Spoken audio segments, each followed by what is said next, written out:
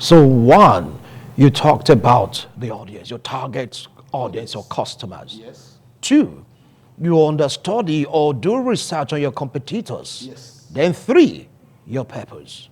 Yes. Then again, you have to develop. There's something that you have to develop, a personality that drives that brand. Brand. Behind every great brand, there's a strong personality. You know, when you see the Esamodeni, you can see that commanding presence. Yeah, that aura. Yeah. When you see Mark Adenoga, you can see that commanding presence. When you see Aligo Dankote, you see that influential presence. So behind every great brand, there's a commanding, an overwhelming personality. And until a brand has that commanding personality, it goes nowhere. Then again, to build the brand, you need to create a brand story. A brand story. Then you need to write a slogan. Very important. Like Nike, you know Nike? Yeah. Yeah. Nike has, if you look at the tagline under Nike, you know, you will see, just do it. Just do it. Then, if you look at MTN, MTN, when it came out, the slogan was what? Yellow Nigeria.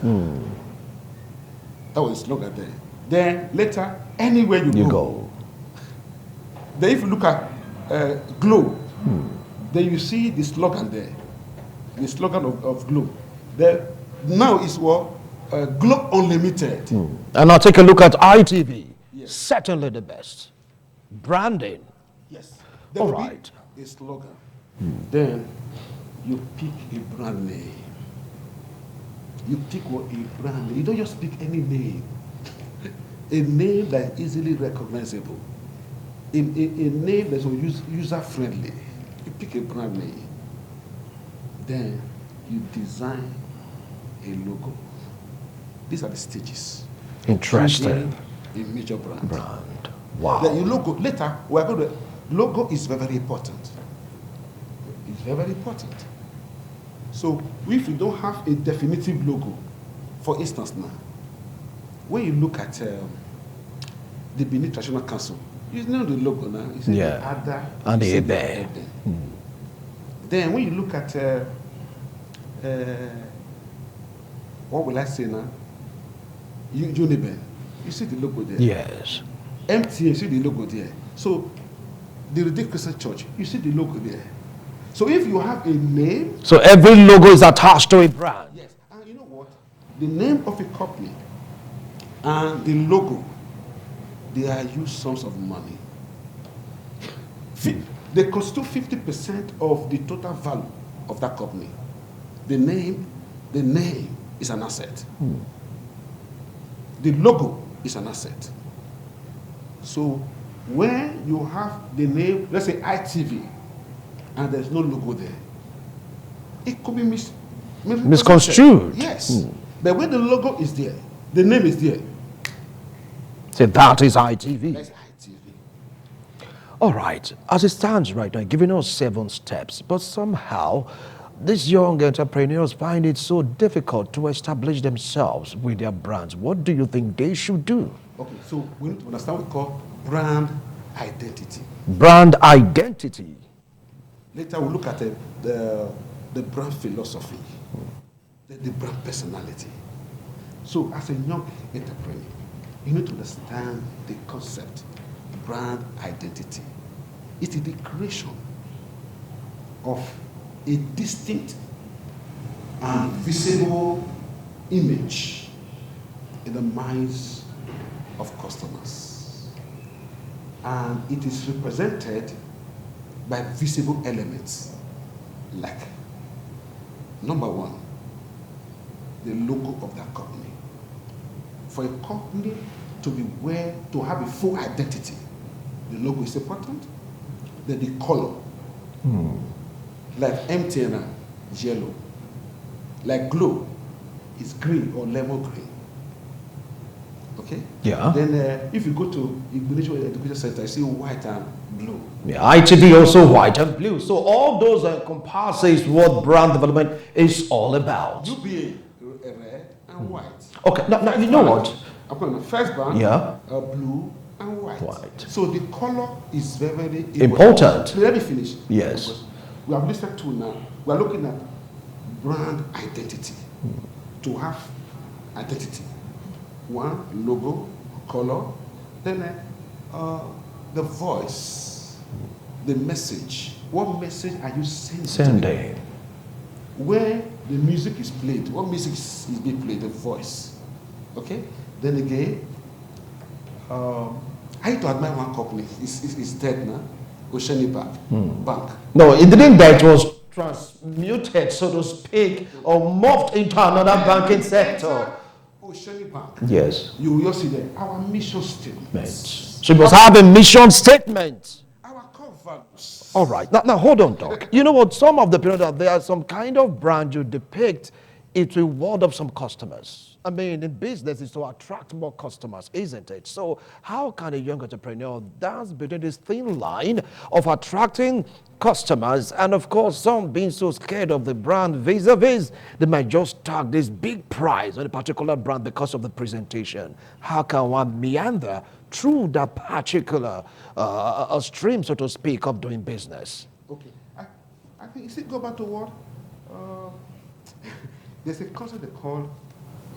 because let me bring it a little bit like, okay, fine, this brand, the way they are branded this way, very, very expensive. I can't do business with them. You've lost a customer. So how can we really minimize that particular negative trend attached to certain brands? Okay. We need to understand the element of brand identity. The elements. The elements. All right. So number one is the connection. The connection.